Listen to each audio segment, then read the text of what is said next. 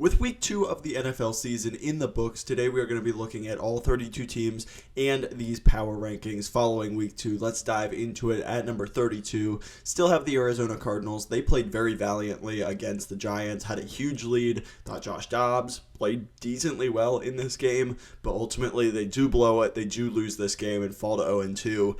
I do think that they have been a little bit better than I have expected, a little bit more competitive when it comes to their offensive game plan. The defense is playing hard for Gannon. Still think there's a lack of talent on this roster. I still think they are, likely the 32nd best team in football, but have really liked the fight they have shown so far throughout the season. They are just going to remain in that 32 spot. At number 31, the Chicago Bears, and things have looked bad for the Bears. Justin Fields not processing the defense very well. He's not hitting open reads. The offensive line still not great. The play calling is pretty rough, to say the least, as well for the offense. They called 3 straight screen passes in a row, which ultimately led to the game-losing pick 6 for the Bears. So just a lot of messes all around on offense. They're pretty banged up in the secondary, and that pass rush is atrocious. So that is a recipe for a really, really bad roster and bad season as well. So Bears are going to drop into that number 31 spot, which allows the Texans to climb up one spot at number 30. I do think CJ Stroud showed some nice things in his second game against the Colts here in this one.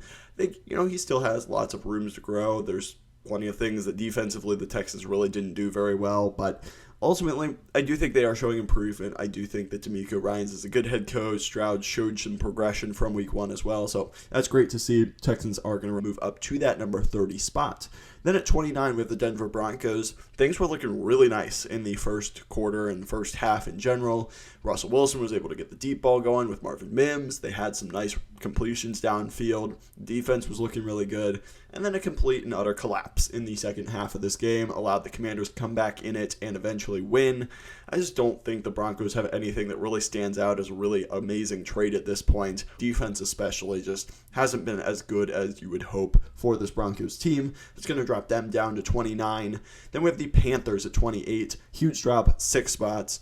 This was the game that I really thought Bryce Young needed to take a big step. It's not all his fault. The offense is really stale. The play calling I don't think is overly impressive. The weapons really aren't great. The running game really can't get going as well. But they just weren't able to take that next step against a Saints team that I do think that was a winnable game for them. They just haven't shown enough offensively to be ranked too high in these power rankings. It's going to drop them down to 28. We have the Colts at 27, moving up one spot.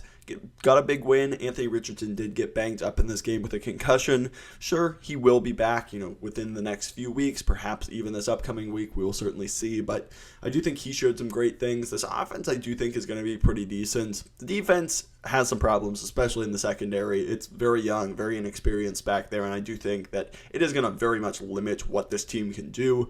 But offensively, there's some exciting pieces, some things that, I do think once they get Jonathan Taylor back, this offense can become a really nice rushing attack. So I do like what the Colts are doing so far. I like the direction they're headed. They just don't have a ton of talent, especially in that secondary. Defense as a whole is just kind of a little bit rough, so I am going to put them at 27, moving up one spot. The Raiders down 3, 26. They pretty much just got carved up by the Bills from the very first snap, had a nice offensive drive, and then things just stalled from there. Bills pretty much dismantled them all the rest of the way through that game. So defense just looks bad, like we kind of expected. There's a few pieces here and there, but it's not great. And so that is going to drop the Raiders to 26. I think they have some pieces, especially in offense, just a long way to go on that other side of the ball. Then we have the Buccaneers at 25. They are 2-0. I don't think, the win over the Bears is not the most impressive thing by any means. Vikings win was a nice one, but there were a couple of bounces that went their way. Do think that, this is not the most talented team, but they've got a really good defense still. That is something that I do think needs to be noted. Baker Mayfield has played pretty well for the first 2 weeks of the season.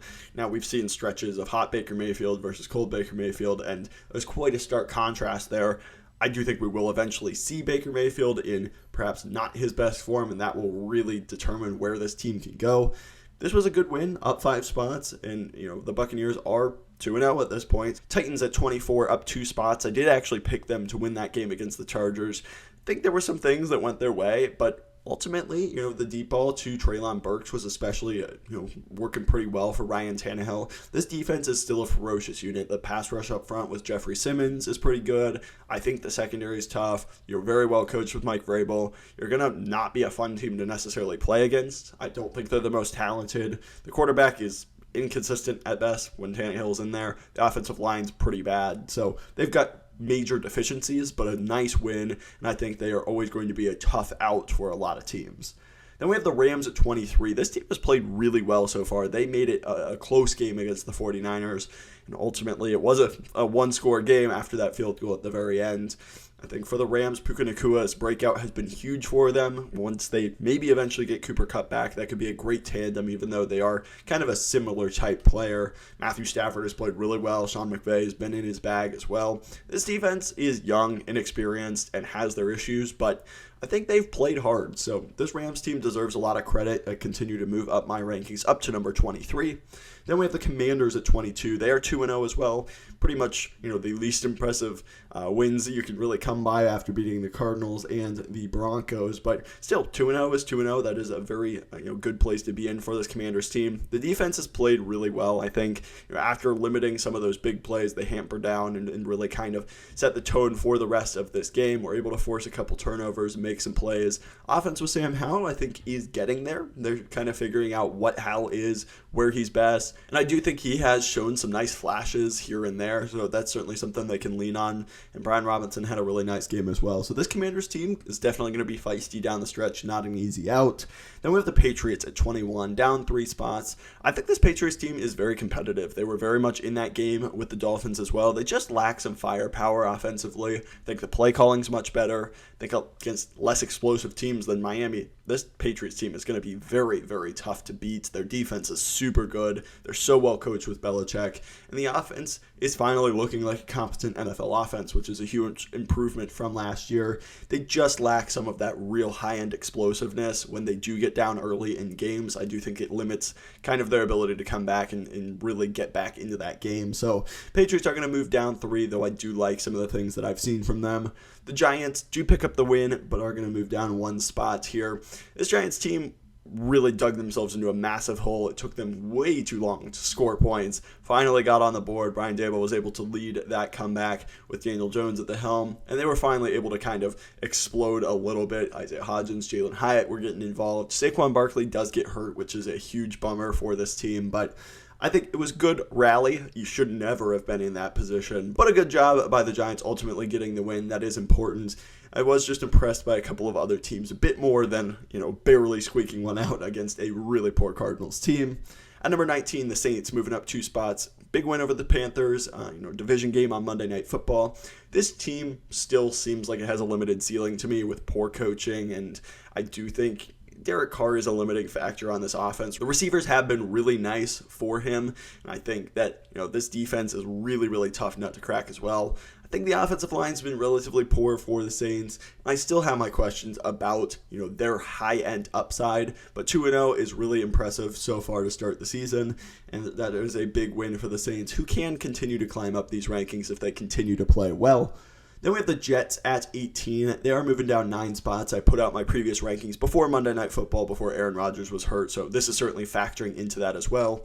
They didn't play amazingly against the Cowboys. They were in it for a while, but ultimately, that Cowboys defense was just too much. Zach Wilson is just one of those guys that you never know what you're going to get. He's either launching it downfield and has some nice plays here and there, flashes of some really nice quarterback play, but a lot of the time he's throwing into bad coverages. He's not reading his keys. He's not being an effective player at that quarterback position. And so I do think he's a huge limiting factor. This defense is championship caliber. Garrett Wilson is a true wide receiver 1. They've got the pieces in place, but with no Aaron Rodgers, I do think this team has a very limited ceiling and a tough AFC that's going to make it very difficult for them to really be a true Super Bowl contender. At number 17, the Vikings. They do drop down 3 spots. It was a tough matchup for them. My main concern is really really just the inability to get the running game going. Alexander Mattison was pretty poor in this one. The defense is really squishy as well. They're not great stopping the run. They're banged up on the offensive line as well. This still has the pieces to be a really solid team. In the NFC, I do think they can bounce back and certainly make the playoffs, be a contender still.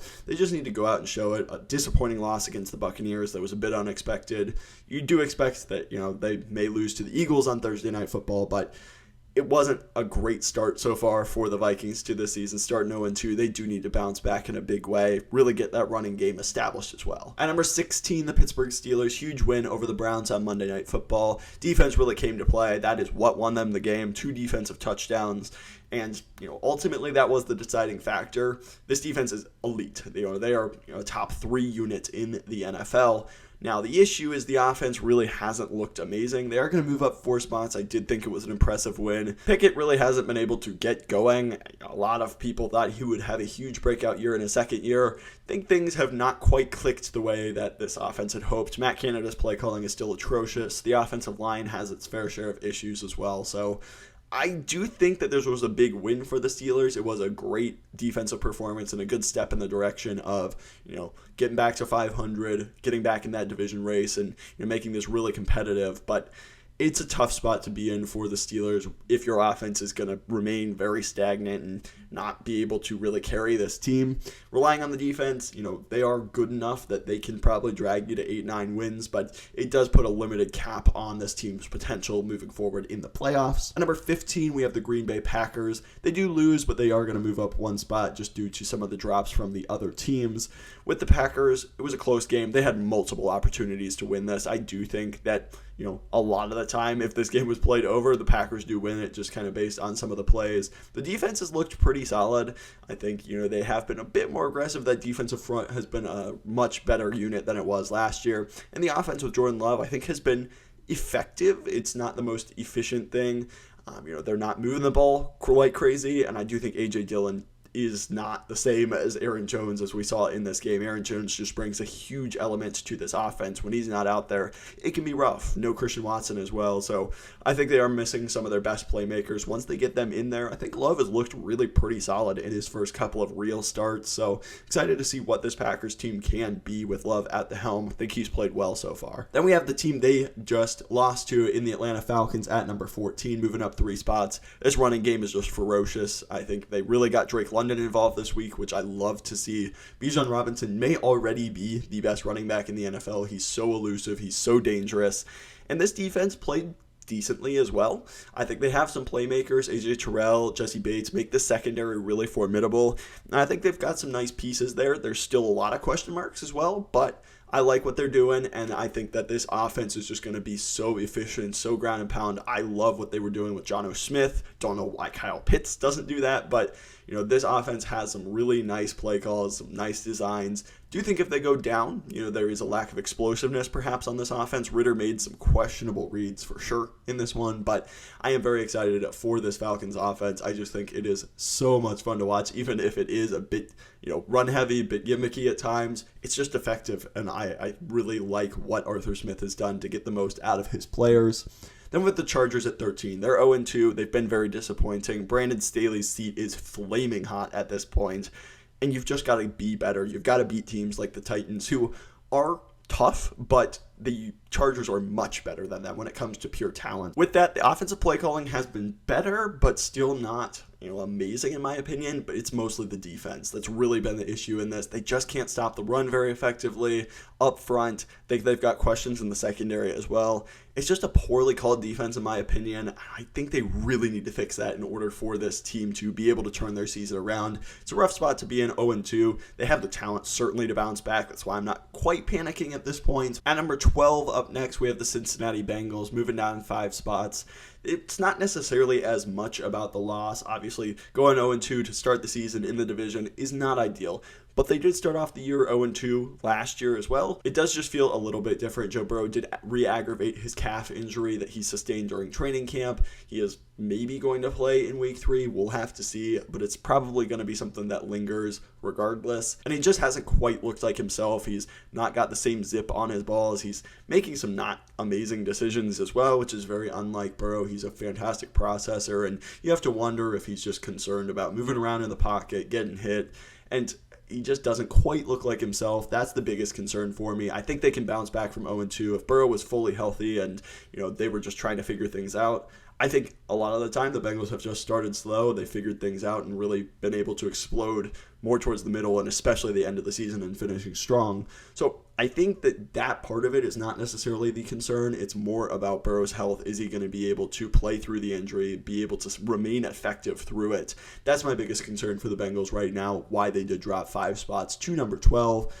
At number 11, the Cleveland Browns, they did lose, and most importantly, they lost Nick Chubb to what looks certainly like a season-ending injury. It hasn't officially been announced as of right now, but that is something that you certainly expect him to miss a huge amount of time. I think Watson has been a very mixed bag. When he is improvising and running, I think he's been pretty decent, but his actual passing, I think his accuracy has been off. His decision-making hasn't been great either. They're going to have to rely a lot more on him, and we'll have to see how that goes because I don't think he's been a top 5, really even top 10 quarterback at this point this year. So it's very interesting to see where he does end up on the spectrum of those top quarterback rankings because he's certainly being paid like one of the best. They are going to move up one spot simply because the Bengals do drop, but not a great week for the Browns, to say the least, a loss and losing Nick Chubb as well. Then we have the Lions, who did lose to the Seahawks in a very competitive, fun game, moving up one spot. Once again, just the Bengals dropping there. I do think that all of the Lions fans that were coming at me for not necessarily having them ranked ridiculously high after a Week 1 win over the Chiefs were brought down a little bit, losing to the Seahawks, who are a very solid team. I do really like the Seahawks, but this Lions team was supposed to exert their force against a pretty weak Seahawks defensive line. I thought Goff looked a lot more uncomfortable in this game. He had some nice throws, don't get me wrong, but the defense really wasn't as aggressive. They weren't making as many plays on the Seahawks team, and Geno Smith had a really solid game. So the Lions are still certainly a good team. They are very well coached. They're very fun to watch. Going to move up one spot. They are in the top 10 here. Then we have the Seahawks at number 9, moving up 6 spots. Really impressed by their win. The defense still has its issues up front. They just cannot generate pressure. They really rely on blitzes, and so that is something they're going to have to fix or address at some point this season, or it will be an issue for them. But the Seahawks team getting Devon Witherspoon back in the secondary I think was big, even if he did have some up and down moments. This offense looked really, really nice, which was a huge get for the Seahawks team. Geno Smith was kind of carving them up. Tyler Lockett have a fantastic game. So really good win for the Seahawks. They got to address the stuff up front, but I think this team could certainly make a push. Then we have the Jaguars up 2 spots. They did lose to the Chiefs. They had some opportunities to get on the board, score some touchdowns, make some plays. Just weren't able to do it. It was a tough game against the Chiefs, and the Chiefs were able to get back Travis Kelce and Chris Jones for this one. They were both very effective and productive. So I think this Jaguars team is really good. They're one of the better teams in the AFC. It was just a tough matchup against the Chiefs team that was going to bounce back, I thought, pretty heavily from that Week 1 loss to the Lions. So no real concerns over the Jaguars moving up 2 spots just because of some of the teams falling down. Then we have the Ravens up 1 spot. Lamar Jackson absolutely looked back and legit within this offense. He was running around, making plays, winning from the pocket against a pretty talented Bengals defense. The defense looked pretty decent as well. There were some playmakers that certainly were missing for this Ravens team and still able to squeak out a victory. Very impressive performance from the Ravens, especially Lamar Jackson. He looked like his old self, his MVP self. So that was huge for the Ravens. If they're able to get that for a full season, this team could be very, very good. Then we have the Buffalo Bills at number 6, also dropping down 1 spot, also mostly due to their performance Monday Night Football last week, but this week really kind of just took care of business against the Raiders. Nothing too crazy. They just blew them out. It's one of those things where when Josh Allen is on, this team is absolutely able to just rack up the points, score with the best of them. When he's not, then that's what you get on Monday Night Football, where he single-handedly pretty much gives the game to the Jets. This team is really fun to watch. You never quite know what you're going to get, but I do think they're a very talented team. They have the ability to compete with anyone in the NFL. It's just about the consistency, and that's something that we've been saying about the Bills for a long time. They're going to drop below the Dolphins, who are in number 5 spot, and Mike McDaniel is such a good play caller. I think he's perhaps already the second best in the league behind Kyle Shanahan. And, his ability to just take advantage of Tua Tagovailoa's biggest strength, just throw with anticipation, let his playmakers catch the ball and run. And he takes advantage of that so well. Tyreek Hill didn't necessarily have his biggest game, but they were able to get others involved, really kind of make plays. As long as Tua stays healthy, this team is absolutely legit. The defense looks really fun as well. So great performance from the Dolphins. I am believing in them this year as long as Tua is able to stay healthy. Then we have the Eagles at number 4. They do drop down 1 spot. Good win against the Vikings. Really nothing to complain about. Do you think the offense has looked a little bit stagnant? They're kind of trying to figure everything out. They are just bigger and better than most of the teams they've played so far, especially in the running game, just up front. In the trenches, they are just so dominant. So they are going to rely on that, and I do think it is going to propel them pretty far this season. But at number 3, the Cowboys jumping above them. This defense has just looked impossible to score against and to really have effective game plans for. Micah Parsons is single-handedly just destroying teams. This Jets offensive line just couldn't handle him. Zach Wilson forced into a lot of mistakes. Once again, the Cowboys offense played well. CeeDee Lamb especially had a great game, but they were just efficient because this Cowboys defense can just take care of business so effectively. That's going to bump them to my number 3 team. Then we have the Chiefs and 49ers remaining in the 2 and 1 spot respectively. Both teams took care of business pretty convincingly. I think for the Chiefs, getting Kelsey and Jones back is obviously huge, going to propel them forward quite a bit. And then for the 49ers, this is just such a deep, well-coached, talented team. I thought that Purdy didn't necessarily play his best game, but they didn't really need him to because this defense is so good. They even didn't have the best defensive performance. It just didn't really matter. Christian McCaffrey was at the top of his game. They were able to find contributions from playmakers just all across the board. And this defense is still so good. And that's going to earn them my number 1 spot in these power rankings. That's going to do it for my week 3 power rankings. Let me know what you think down below. Who should be higher? Who should be lower? If you like content just like this, please hit that subscribe button down below as well. So close to 1,000 subscribers. I would truly appreciate your support. Thank you so much for watching. I will catch you in the next one.